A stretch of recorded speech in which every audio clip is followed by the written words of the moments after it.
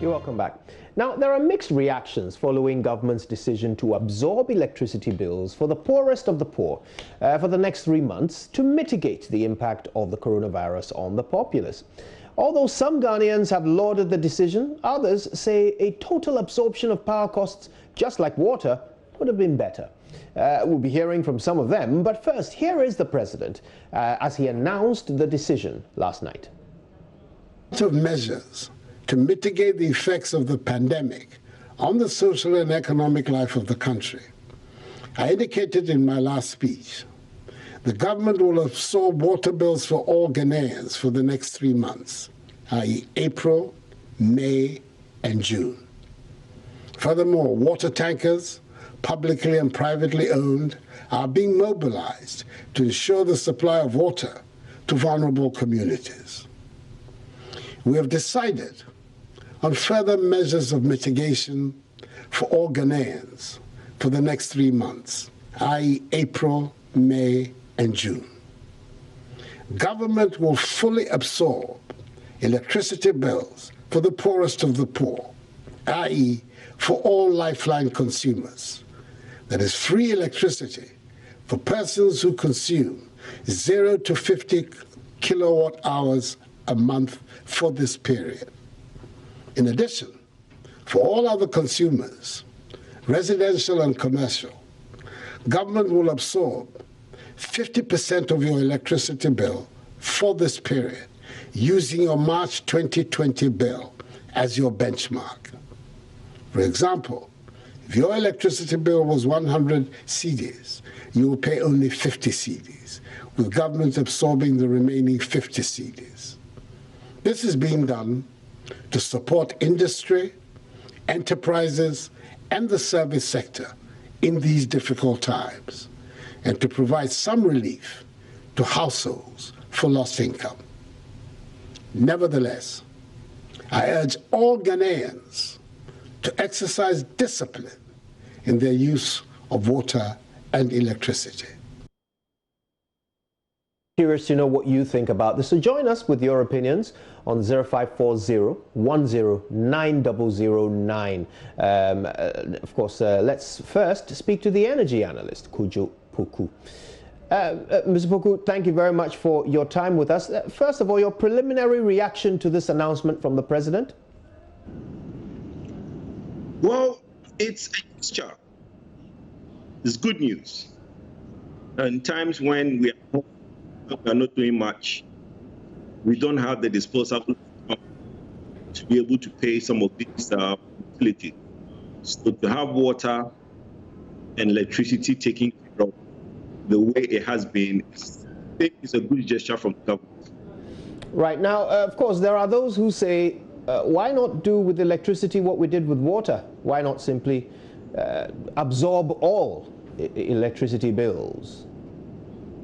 Well, as we are all aware, the cost in electricity is not the same as the cost in generating water. So it's very difficult for you to do 100% as you did water and electricity. Also, the reason some of us also that the benchmark should be made on the March is that if you are not careful and people decide to put all gadgets because it's free, then you might have a high system and unnecessary demand which can itself bring down electricity in the country. So it is very essential that Ghanaians know that they should be mindful of how much electricity is used, and not everything is free. I think that is why the 50% is very important.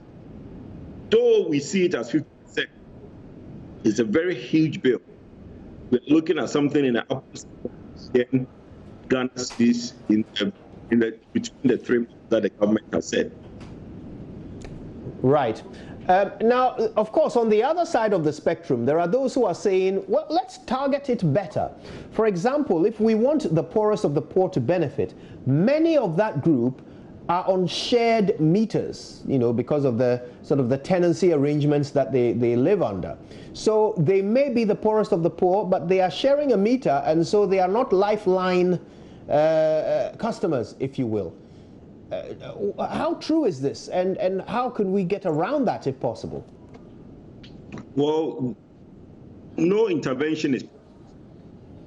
For me, I think that when people are in life customers, already what we should understand is that lifeline customers, which is people who every hour uses about 0 to 50 kilowatt hour.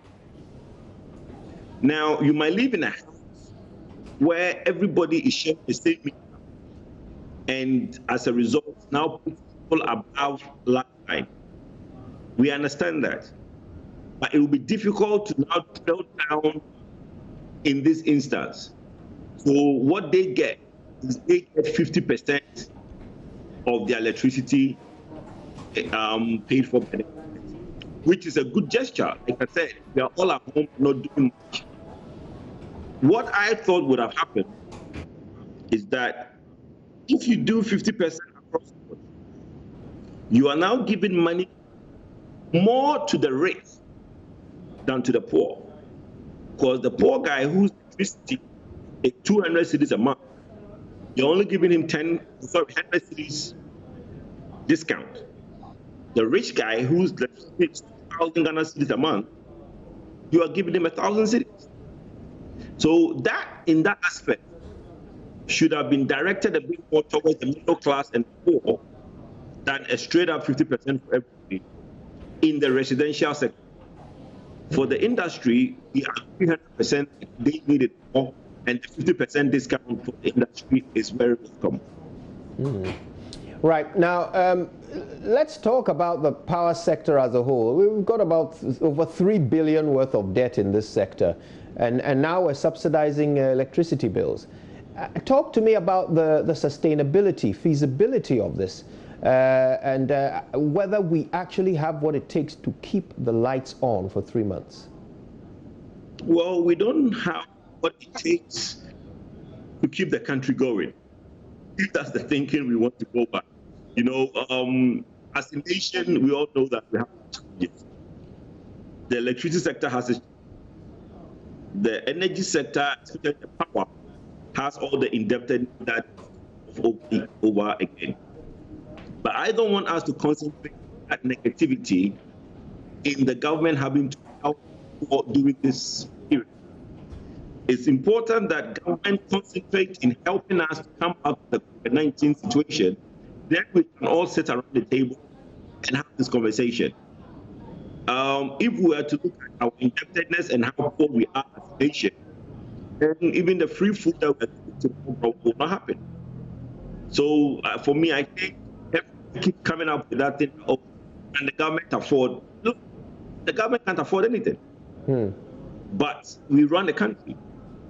So that is why they do their best to keep us going. And in the long run, the government will come back to us Ghanaians to pay a little more. And at that point, I'm sure Ghanaians should be. But in terms of, you know, the actual continuity over the next 3 months, looking at our debt levels and looking at who owes whom, will we be able to properly sustain this?